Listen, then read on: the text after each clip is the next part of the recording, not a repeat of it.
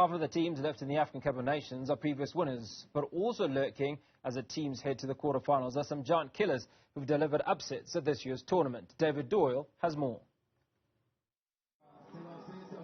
Many heavyweights at the Afcon Cup of Nations have already tumbled out of the competition. And with the quarterfinals taking place on Friday and Saturday, more upsets could be on the way. That's after reigning champions Senegal were booted out by Ivory Coast. The tournament's host had been initially underwhelming, losing their final group stage match 4-0 to Equatorial Guinea. But they'll be hoping to continue their unlikely redemption when they face Mali on Saturday. Also gone, World Cup semi-finalists Morocco. They were dumped out of the contest by South Africa on Tuesday in a shock 2-0 loss. Both Ivory Coast and South Africa are among 4 previous Afcon champions left in the competition, though for the latter their last and only win was in 1996. For Democratic Republic of Congo, it's even longer. They lifted the trophy 50 years ago, when the country was still known as Zaire. That leaves Nigeria, with 3 past triumphs, the last in 2013, the current favourites. But to progress further, they need to get past what could be a tricky encounter on Friday against Angola, who beat Namibia 3-0 in the round of 16. For the bigger teams, there are still giant killers lurking. DRC will be far from confident of success when they meet Guinea in Abidjan on Friday. South Africa will be wary of Cape Verde on Saturday. With a population of around 600,000, it's the smallest country at the 2014 tournament. But the Blue Sharks have never looked out of place and beat Ghana in the group phase. The weekend's winners advance to the semi-finals next Wednesday, with the final in Abidjan on February the 11th. To catch up with Afcon action on and off the pitch, a football journalist, Yaw Ampofo Ankrah, joins us from the host nation city of Abidjan. Yeah, I appreciate your time. Thanks so much for speaking to us on Africa today. It's been described as a tournament in which the minnows have made many shock or given shock results. What's your take on the tournament so far? Hi, Hugo. Good evening. Yes, you're right. Big shocks, big upsets. And if that continues, then it's not good news for the big teams left in the competition, notably, the host nation, Ivory Coast, Nigeria, South Africa, previous winners. If the trend continues, they've got to be very careful. But I think all the big teams have now woken up to the realization that, hey, we're not going to get anything cheap. There's not going to be any easy matches going forward, and they need to prepare well. And for South Africa versus Cape Verde, that is going to be a cracker of a game. The winner of that game psychologically will think, come on, what else? Let's go out and win the cup. It will be interesting to see how Cape Verde cope with South Africa's speed and counter-attacking play. Interestingly, Cape Verde almost play a similar type of game. They're very physical as well. So that game promises to be very interesting. Nigeria are looking like the big boys. After stuttering to a draw against Equatorial Guinea, they've picked up and they've looked quite mean. They look quite menacing against Cameroon. The question is, can any team face up to the intimidating play of Nigeria? We wait to see. Morocco are out. They were favorites. Senegal are out. They were favorites. Ghana obviously underperformed, previous winners.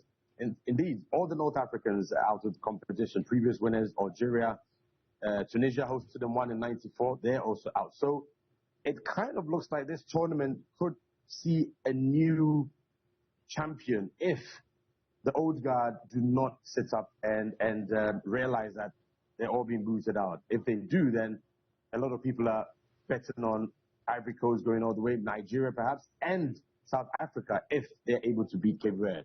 So yeah, let's focus on a couple of things. The first thing is South Africa's chances.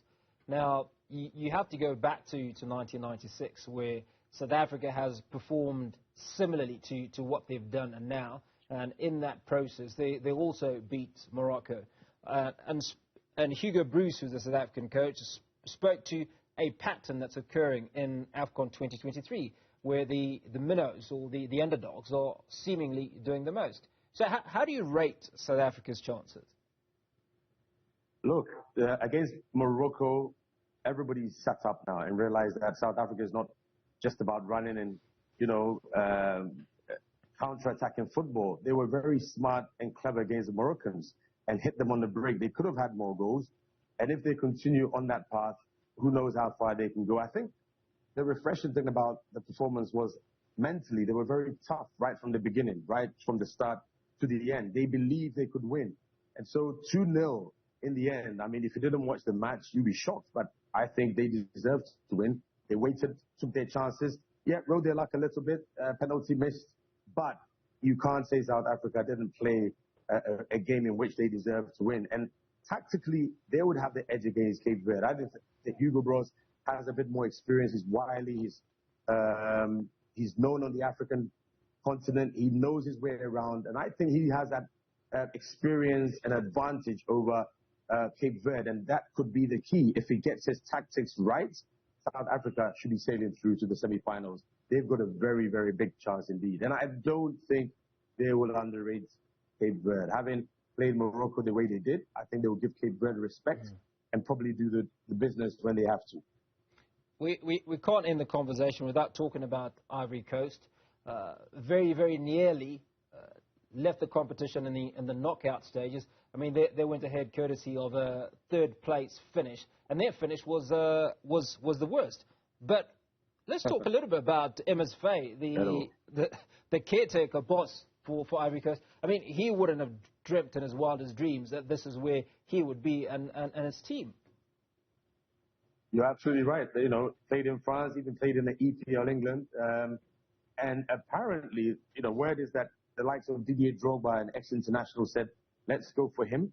Hervé Renard was on the radar, but they decided to go for one of their own, as it were, to fix the embarrassment or the humiliation they suffered at the hands of Equatorial Guinea. In fact, Didier Drogba and the rest had to rally a nation behind their team that they had lost hope.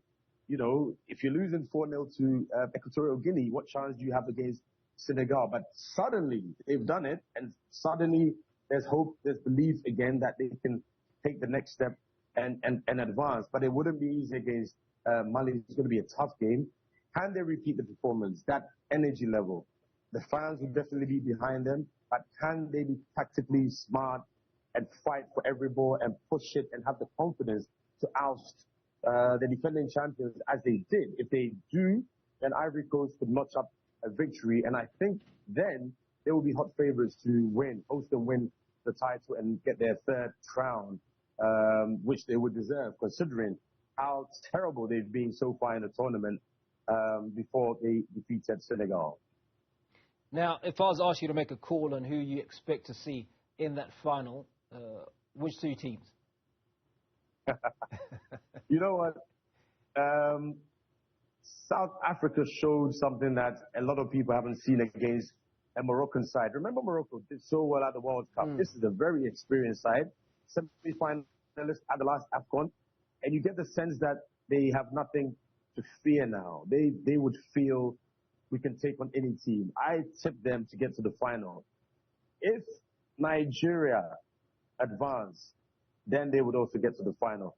Ivory Coast, I think when a team gets them, they struggle. South Africa, Nigeria final, possible. Okay, exciting. Now, before we wrap up, let's talk a little bit about, move away from the football and talk about the atmosphere in Ivory Coast during this Afcon. The CAF president talked about the last event, and obviously we are aware of what Patrice Motsepe said, and he talked about the deaths and the unfortunate incident that occurred in the last Afcon. What have we learnt from this Afcon? I mean, let's talk about the vibe, the atmosphere. How well has it been put together? Yeah, you have to say it's a fresh, Patrice Motsepe will be a very happy man. This Afcon is different, not just on the field, but off it. You talk about the commercial aspects and how the marketing has changed. It looks as if more corporate bodies are beginning to come back. There was an era where people felt uneasy corruption tag all over the place. Thankfully, we've not heard any of that against the new CAF boss, and it's refreshing. He's not in the news. He's not making the headlines. It's about the football. It's about the vibe, the atmosphere. When Ivory Coast won, the country erupted into spontaneous joy. It was great for the competition, and it's been peaceful so far. A few incidents of hooliganism when the host lost against Equatorial Guinea, but that's been put aside. Security has been good. Access to training, transportation has been all right. I mean, it's been generally a good tournament. And of course, as you're aware, the infrastructure has been fantastic. And where we'll see Angola take on Nigeria tomorrow, the Stade Felice Houphouët-Boigny is fantastic. Not a huge stadium. When it's full, the crowd, the atmosphere, the energy in there, you've seen it. The goals that we've seen, the matches, Ghana, Mozambique, Cape Verde, Ghana, Egypt, Cape Verde, Cameroon, Nigeria. That stadium has produced some fantastic games, and I think it will continue. Not much to complain about. It's early days yet. It's still the quarterfinal, semi-final, but let's keep our fingers crossed and touch wood. This so far is looking like one of the most exciting tournaments we've had in recent times. Now, as we wrap, a tournament like Afcon always offers an opportunity for young talent, or talent nonetheless, to be discovered by the scouts. For you, have there been any surprise performances by any of the players that have participated in this Afcon tournament? Yeah, I think Kudus Mohammed was expected to do so well, but obviously out, of the competition early, so he's not been able to do that. But you have to also look at the Cape Verde team. Apart from their captain, Costa Lopez is one player that has stood out. The goalkeeper for Mauritania, his mistake perhaps cost them. He gave away a penalty. But these are young players who are experiencing AFCON for the first or second time, and a lot of hope and optimism about their potential for the next years coming. It's no more about the big boys from Nigeria or Ghana or Ivory Coast or Senegal. These are the countries that are making it exciting with the young new players, and hopefully we'll see more of that towards the final as well.